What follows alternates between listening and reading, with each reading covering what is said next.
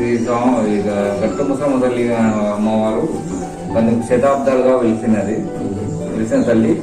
ఇది ఒక భక్తుడు పువ్వుల హనుమంతర కళలో పడి అమ్మవారి ప్రతిష్ట ఏమని కోరగా ఆ భక్తుడు ఈ యొక్క అమ్మవారిని 18 సంవత్సరాల క్రితం ఈ యొక్క విగ్రహాన్ని తీసుకొచ్చి ఈ యొక్క ప్రతిష్ట కార్యక్రమం 3 రోజులు జరిపి అత్యంత వైభవంగా జరిపి ఆనాటి నుంచి జరిపించారు. ఆనాటి నుంచి ప్రతి వైశాఖ బహుళ దశమి నాడు ఈ యొక్క అమ్మవారి బ్రహ్మోత్సవ కార్యక్రమం 4 రోజులు అత్యంత వైభవంగా జరుగుతుంటాయి. ప్రతి సంవత్సరం వార్షిక బ్రహ్మోత్సవాన్ని మళ్ళీ శ్రీరాత్రి వ్రత మహోత్సవం జరుగుతుంటాయి. ఇక్కడ వాహన పూజలు మరియు వివాహాలు మళ్ళీ అన్నప్రసన్న ఇతర కార్యక్రమం కూడా జరపబడుతుంటారు. ఇక్కడ అమ్మవారి ఇష్టం ఏంటంటే సంతానం.